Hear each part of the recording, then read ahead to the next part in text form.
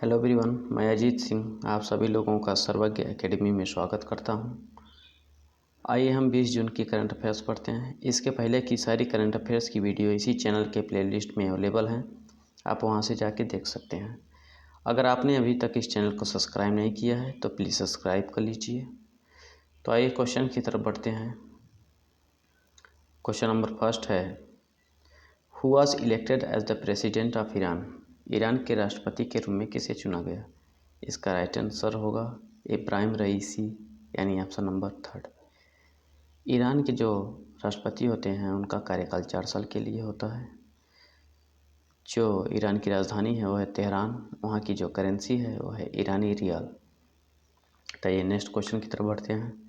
Who became the first Indian artist to take cryptocurrency as a fee? Cryptocurrency को fees के रूप में लेने वाले पहले भारतीय कलाकार कौन बने? इसका राइट आंसर होगा ऑप्शन नंबर सेकंड, रफ्तार। रफ्तार एक इंडियन रैपर हैं और क्रिप्टो करेंसी को हम वर्चुअल करेंसी या ऑनलाइन करेंसी भी कहते हैं। इसे हमेशा डिजिटल वॉलेट में ही रखा जाता है। तो आइए नेक्स्ट क्वेश्चन की तरफ बढ़ते हैं। Who became the cricketer who captain the most test matches? सबसे अधिक टेस्ट मैच की कप्तानी करने वाले क्रिकेट खिलाड़ी कौन बने?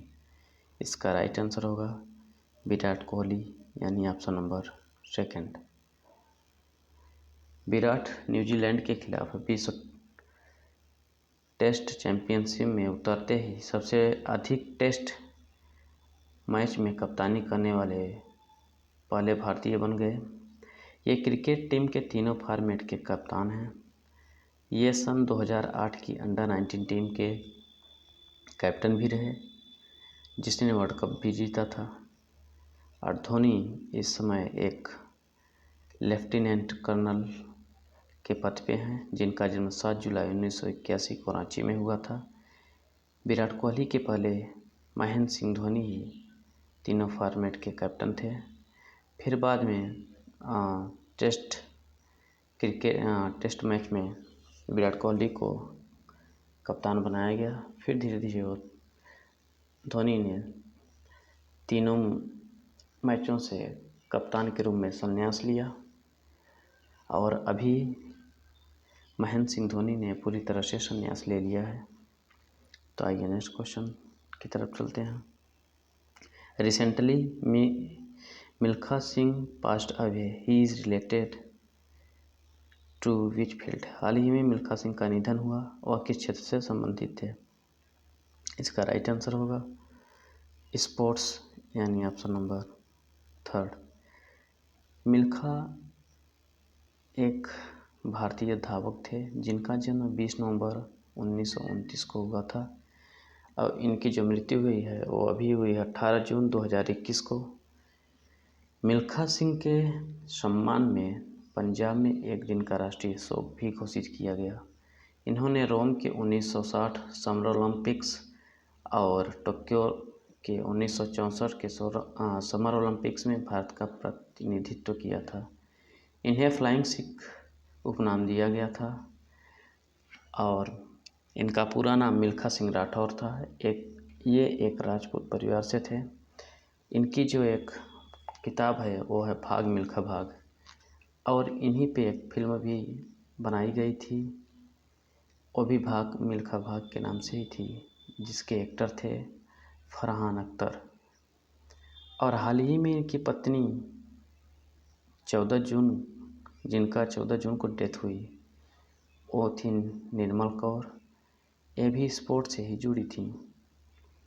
तो आइए नेक्स्ट क्वेश्चन की तरफ चलते हैं। Question number 5, which country's company has recently launched mind reader helmet? हाल ही में किस देश की कंपनी ने दिमाग पढ़ने वाला हेलमेट लॉन्च किया? इसका राइट आंसर होगा अमेरिका, यानी ऑप्शन नंबर फर्स्ट।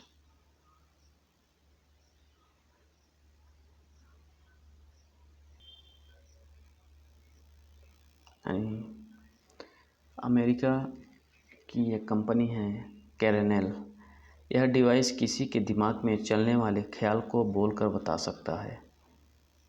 अमेरिका की जो राजधानी है वह है वाशिंगटन DC। वहाँ के जो प्रेसिडेंट हैं वो हैं जो बाइडेन। वहाँ का भी कार्यकाल राष्ट्रपति का 4 साल के लिए होता है। जो करेंसी है वो है अमेरिकी डॉलर। तो आइए नेक्स्ट क्वेश्चन की तरफ बढ़ते हैं। Why did Indian players wear a black bandage on their arm in the WTC final match? WTC final match में भारतीय खिलाड़ियों ने अपने बाह पर काली पट्टी बांध कर क्यों उतरे थे? इसका राइट आंसर होगा ऑप्शन नंबर 3, मिल्खा सिंह के श्रद्धांजलि के लिए। तो आइए नेक्स्ट क्वेश्चन की तरफ बढ़ते हैं।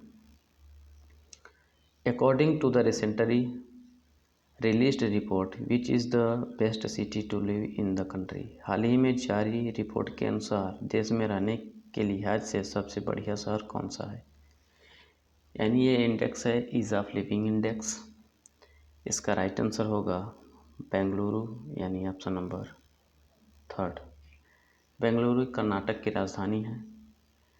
वहाँ के CM BS येदियुरप्पा हैं और गवर्नर वजुभाई वाला हैं। कर्नाटक का ही पुराना नाम मैसूर था। और centre for science and environment ने नई रिपोर्ट जारी की थी। और सेकेंड पोजीशन पे हैं चेन्नई।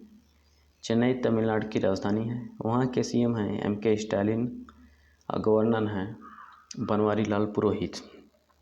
तो आइए नेक्स्ट क्वेश्चन की तरफ बढ़ते हैं। Who has been unanimously re-elected to the post of secretary general of UNO? UN के महासचिव पद पर किसे दोबारा सर्वसम्मति से चुना गया? इसका राइट आंसर होगा एंटोनियो गुटेरेस, यानी ऑप्शन नंबर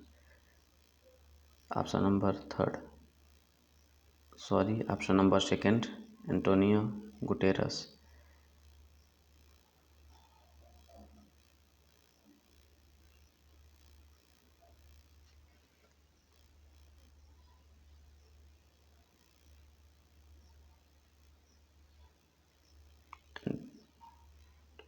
एंटोनियो गुटेरेस पुर्तगाल के हैं।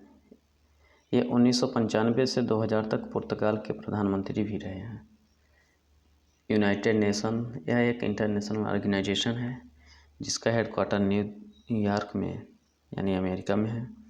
इसकी स्थापना 24 अक्टूबर 1945 को हुई थी। तो ये नेक्स्ट क्वेश्चन की तरफ बढ़ते हैं। हु वॉन द 9th आर्टिस मुंडी अवार्ड? 9वां आर्टिस मुंडी पुरस्कार किसने जीता? इसका राइट आंसर होगा प्रभाकर पाचपुते, यानी option number 1।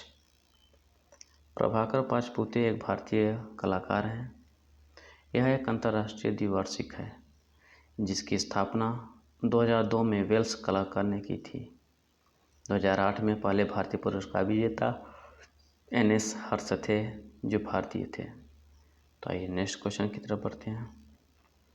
Which female player has become the 4th batsman in the world to score half centuries in both the innings of a test match? कौन महिला खिलाड़ी टेस्ट मैच की दोनों पारियों में अर्धशतक बनाने वाली दुनिया की चौथी बल्लेबाज बनी? इसका राइट आंसर होगा शेफाली वर्मा, यानी option number 2। Shafali Verma T20 international cricket में भारत का प्रतिनिधित्व करने वाली सबसे कम उम्र की क्रिकेटर हैं जिनका जन्म 28 जनवरी 2004 को हुआ था। ये राइट हैंड्स बैट्समैन हैं। आइए नेक्स्ट क्वेश्चन की तरफ बढ़ते हैं। When is national reading day celebrated? National reading day कब मनाया जाता है? इसका राइट आंसर होगा 19 जून, यानी option number 2। National reading day एक समाज सुधारक PN पैनिकर थे, उन्हीं के एनिवर्सरी पर मनाया जाता है। और जो PN पैनिकर थे उन्हें father of library movement in India कहा जाता था। तो इसी क्वेश्चन